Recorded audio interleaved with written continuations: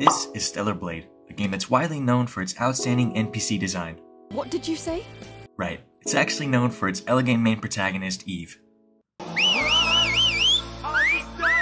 And its take on Souls-like gameplay.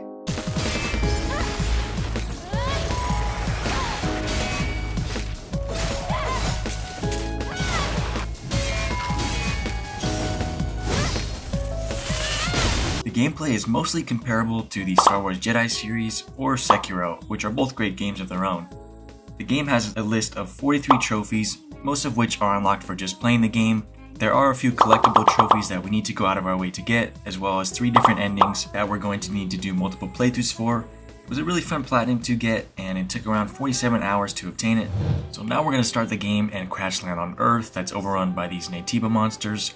Right away, we are going to come across our first type of data entry, and that is just the enemy types. So we just have to fight all the enemies in the game, and we'll get a trophy later for it. We're going to fast forward a little bit. We end up fighting a boss. Our leader Tachy dies protecting us. Tachy! And this dude Adam saves us. Now we can make our way to the next data entry types. We already know about the enemy data, so now we can go over the other types. So we've got boxes, which are pretty simple. They have crafting or upgrade materials, and there are mini games to open these, like sound puzzles or directional puzzles, which I doubt you can beat me at, by the way, because I've been grinding Helldivers. There are also boxes that are locked behind codes, and speaking of codes, that's going to be another type of collectible we need, and they tie in with documents and memory sticks, which are basically just notes that give you extra lore. We also pick up health and beta cores, which increase your health and ability meters respectively. And we also pick up these little robots that have upgrade materials that allow us to increase the amount of heals that we can use. And the last thing we need to worry about is the camps, which is basically a site of grace or meditation point. We're gonna get a trophy for finding our first camp preparation. Now that we got those lame collectibles out of the way, we can blitz through this area and we fight our first boss, Abaddon. This was actually a really sick boss with the lightning striking down and dodging at the right time behind him. It's a pretty sweet boss, but after defeating him, we will pick up the trophy Abaddon and pick up a weapon core, which allows us to upgrade our weapon, and we're gonna get a trophy later for maxing that out.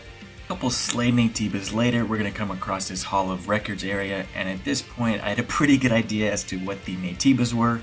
But right after that, we're going to come across our second boss, the Corruptor, which in my opinion is a bit of a downgrade from the last boss, because this is just a reskin of a basic enemy we already fought. But all in all, it was still a fun boss, and we get the trophy Corruptor for defeating it.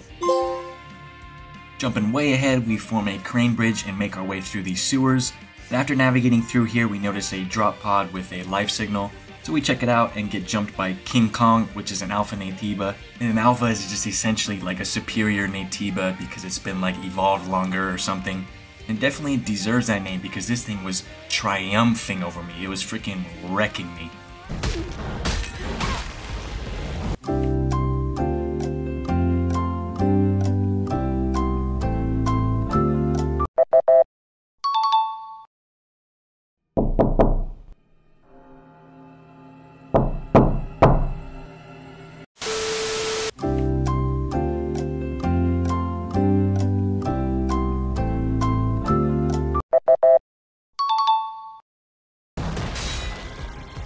And finally, after 30 minutes, we are able to beat him. He goes down and we get the trophy Gigas. We pick up his alpha core, which we hold on to for later, and we save the person in the trapped pod. Lily Artemis II. With her joining us, we all head back to Zion, which is like the main hub area. We have a whole bunch of side quests here, which are pretty boring. As we had each other. Along our journey, we were attacked by a Naytiba. Attacked by a Naytiba.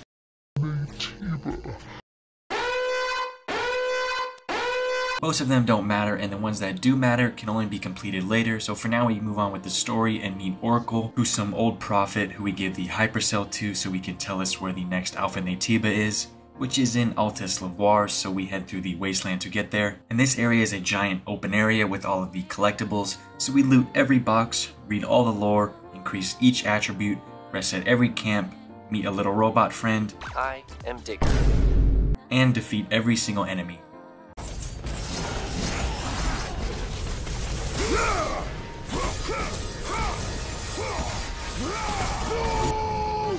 Boy. Boy. Boy. Boy.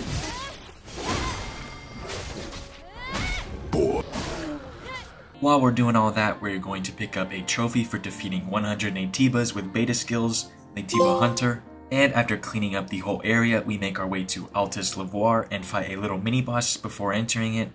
During this fight, we pick up the trophy Agile Gladiator for perfect parrying 300 attacks. After defeating her, we head inside of Altess Levoire, and this area, man, is a nightmare for me. First of all, you can't use your sword, you're supposed to rely on your little droid weapon.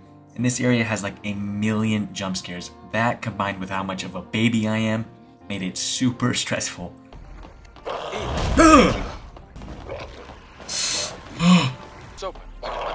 God, what's with the noises, bro?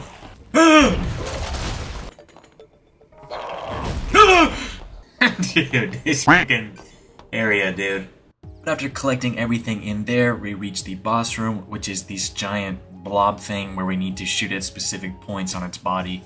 Once we defeat it, we're gonna get the trophy Altess Levoire for achieving the hypercell there. With the hypercell, we can now head back to Zion to insert it. Now Oracle can tell us where the next Alpha Naytiba is, which is in Matrix 11. So that's where we head, and this area is a big linear section with all the data entries and collectibles, of course. We make sure to grab all of those, and about halfway through we come across our first boss fight here. This is the boss that was in the demo, so I did it pretty easily. It's a fun boss, probably one of the better ones. It's got a good variety of different moves, but it is a little tanky. After beating it, we're gonna get the trophy Stalker, as well as learn burst skills, which are basically the same idea as beta skills. They can power different moves and have their own moves, but the burst ones are a little bit cooler than the beta ones in my opinion. But shortly after that, we are going to navigate another sewer. I'd like to avoid getting wet. That's too damn bad! And after reaching the end of the sewer section, we fight our second boss of the Matrix 11 area, which is the Juggernaut. This boss has a lot of attacks that you can only dodge, probably so they can get you used to your burst abilities. But he goes down, we can pick up the trophy Juggernaut for beating him. Continuing a little further, we are going to reach the final boss of this area, which is the Alpha Naytiba.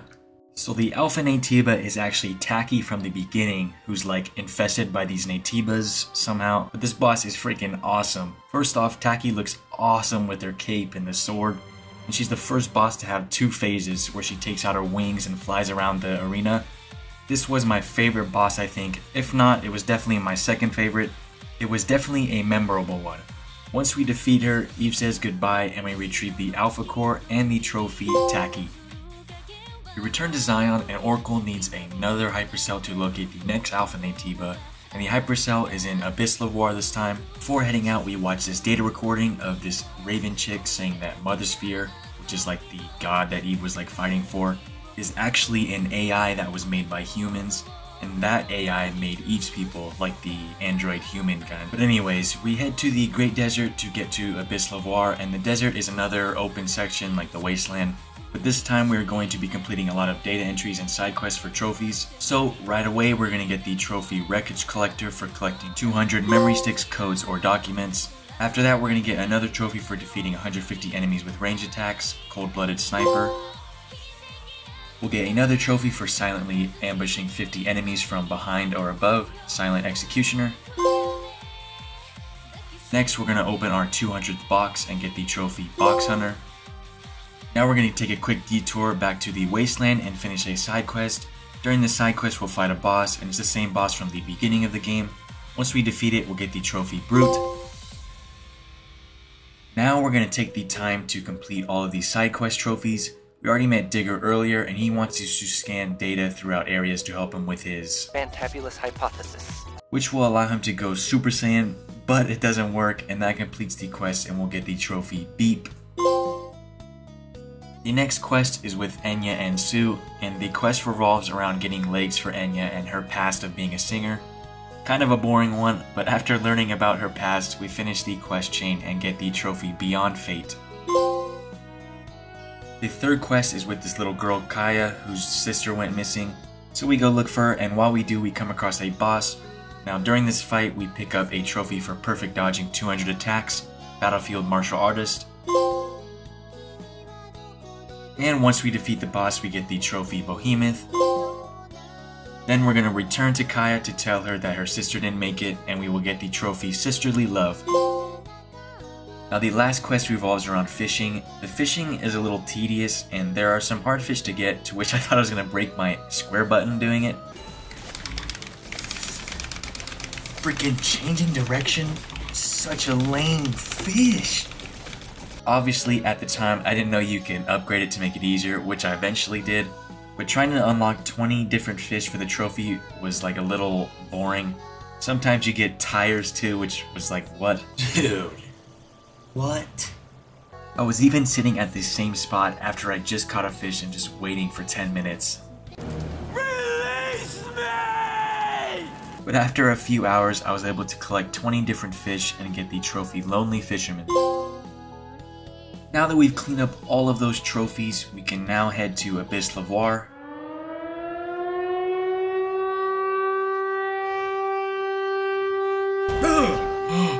God! Just like last time, there is a guard out front, so we take her out and we can head inside, and just like last time, we cannot use our sword. I thought to myself, just expect the jump scares, but it made no difference. Oh my god! Oh my! Eve, watch out! Oh, I heard you that time. Oh my god! Eve, watch out! While we are in here, we pick up our last little upgrade to max out the heal vials and get the trophy Perfect Rechargeable Tumbler. Now we're just going to make our way through here and we'll reach the exact same boss as last time, defeat him, and we'll get the trophy Altess Levoire for obtaining the hypercell there. We also watch another video log of Raven, which reveals the Naytibas are actually humans who resorted to genetic engineering to allow them to rapidly evolve to fight against Mother Sphere, which is the AI that the humans built, who then deemed itself superior to humans and went rogue. But after having retrieved the hypercell, we return to Zion to insert it, and Oracle tells us the next Altess Levoire location, which is not on Earth. It's actually in a space station, so that's our next goal. And this is the point of no return, so before we head for the space station, we make sure to grab anything we missed, because during the game, a progress bar with Lily's silhouette will appear when you complete certain side quests or collect certain documents. This bar is for the secret ending. It's really not that hard to miss because there are more than enough documents or missions to completely fill it. And getting this bar to 100% will unlock a secret area that you will miss if it's not filled. So we go here because Lily wants to stop and say goodbye to a friend before the final area. This area is pretty big and has a lot of extra upgrades, and we pick up a few trophies here as well. So the first trophy we get is for upgrading 10 exospines. Now exospines are essentially there for build preference, so like one allows you to accumulate skill energy faster, or another makes it easier to perfect parry and dodge. So after upgrading 10, we'll get the trophy Perfect Exospine. The next trophy revolves around burst skills. We just have to defeat 50 enemies with them and we'll get the trophy Relentless Destroyer. The last trophy we get in this area is for crafting 30 suits. The suits in this game are pretty revealing. I mean, the devs knew exactly what they were doing, but most of these suits can be found in boxes or can be bought from shops. After obtaining the design pattern, we can then craft it, and once we craft 30, we get the trophy Nano Suit Collector. Now we can finish the rest of the area, taking the slide to the last section where Lily says goodbye to her friend and obtains a hacking device, which is important for the secret ending. With that area finished, we can now head to the space station. Adam returns to Zion because it seems to be in trouble, while Lily and Eve continue forward. The space station area is massive, with tons of new enemies. There are also multiple extra upgrades and numerous bosses, so we're going to start by powering this tube to make it deeper inside.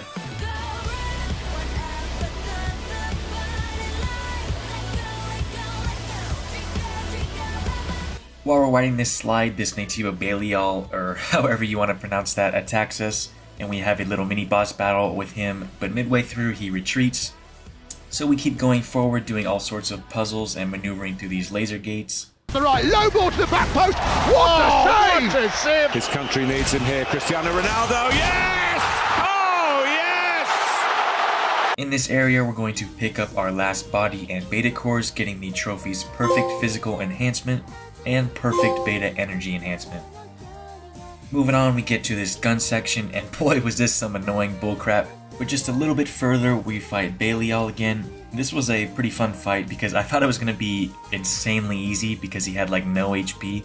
But it actually had 3 health bars, which was pretty cool. After we diminish the health bar for the 3rd time, Eve uses like a core in her body to like form enough power to shoot this gun thing. After beating it, we'll get the trophy Belial.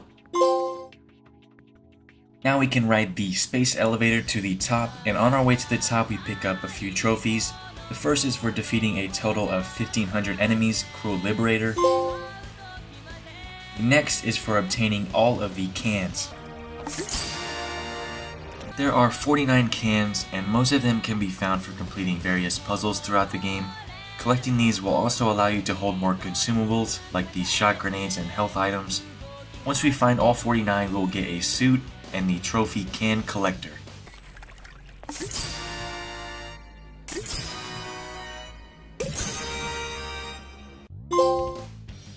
Now we continue climbing up to a second elevator and meet Arissa, who's hopefully going to be sticking around to help us. Well, we still make it to the top and we fight a boss up here, and this has to be the coolest boss arena. The cherry blossom trees and the cyber theme is pretty cool up here. But during the fight, she summons like these little minion things, and this allowed me to get a trophy for getting 50 kills in Tachy mode.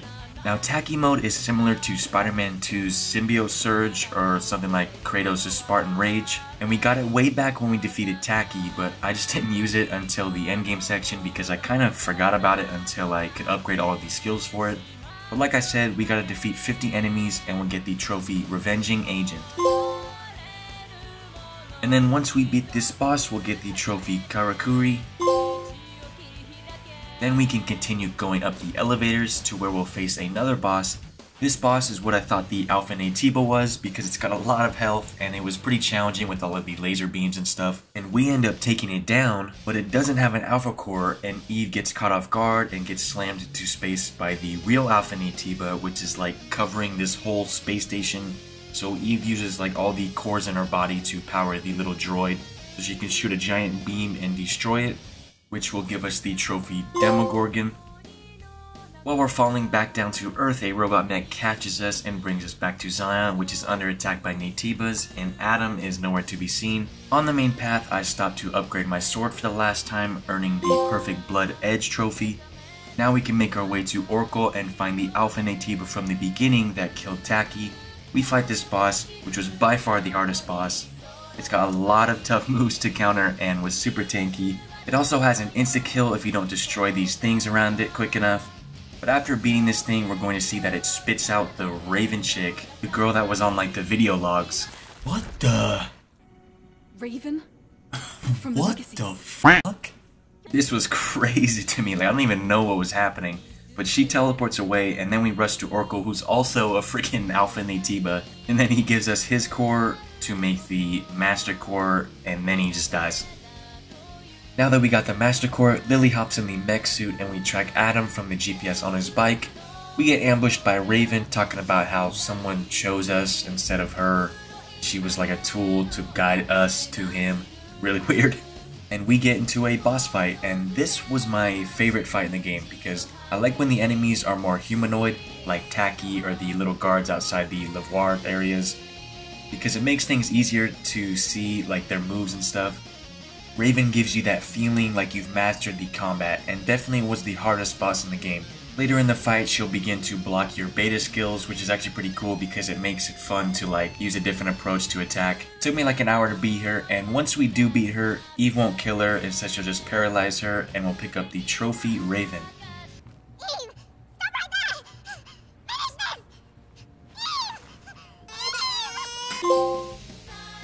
Now we make our way into this cave using the Master Core, and we see Naytibas in like eggs. Super odd. But at the end of this path, we activate our last camp, earning the trophy Meticulous Explorer. Then we come to the end of the game and see Adam, and he's somehow like the king of the Naytibas, which was so weird to me. Like he hid that shit so well. But we get a choice here, and this is where the multiple endings lie. We can choose to join him and save humanity, or kill him and return to the colony and Mother Sphere. So for the first playthrough, I decided to take his hand, which leads to Adam and Eve fusing. So then the rogue AI hacks Lily's suit, and this is the final boss of the game, which to me was a bit of a letdown. It wasn't as epic as I was hoping for, I guess, but it was still a fun boss to fight. Towards the end of the fight, Lily finds a way to hack the robot with the help of her friend's hacking device that we found in the secret section, which allows her to get free so Eve can destroy the thing. After we defeat the thing, Lily gives Eve a hug, and we go outside to fight the Mother Sphere AI that's started to attack Earth. We end up fighting the android robot people, and the game ends, giving us the trophy making new memories. Now we can speedrun a New Game Plus playthrough wearing the best suit in the game, the Raven suit. We skip everything to make sure we don't fill the progress bar for the Lily ending. During the playthrough, I pick up the trophy Thorough Technician for learning all these skills, and we make it all the way back to Adam. Again, I take his hand, but this time, since the progress bar for Lily wasn't filled, she isn't able to get free from the suit, so Mother Sphere just straight up kills her. Then we get the trophy Cost of Lost Memories. Now we load back a save and do not take Adam's hand, and this boss was freaking awesome. I wish they found a way to make the good ending more epic, because this boss was really sick. We got the rain storming in the background, and he's dressed in all white, looks freaking epic. But defeating him is pretty sad, but will allow us to get the trophy Naytiba Researcher for learning all of the enemies in the game. And we'll get the trophy Return to the Colony for getting that ending. And after getting that trophy, we receive the Platinum Trophy Eve Protocol. So that was the Stellar Blade Platinum journey. It was a really fun game and a really easy Platinum too. The only complaint I have with the Platinum is requiring the different playthroughs. I've never really been a fan of that, but it wasn't too bad. The story was pretty decent, had a lot of good twists in there, and the gameplay was really good. I was a really fan of the gameplay. Not as good as Sekiro, but it had its own uniqueness and fun factor to it. The least favorite thing in this game by far was the jump scare areas, or maybe even the fishing. Fuck those. But I'd give it a 8 out of 10 for my enjoyment of getting the Platinum. It was a good game, and as always, if you made it to the end of the video, I thank you so much for watching. I hope you'll leave a like and subscribe, but of course it's not necessary. I hope you enjoyed, and peace out. It's an ambush! This feels like too much risk, not enough reward. That's reward enough, really. Brand new suit? Oh my god! Jesus, bro.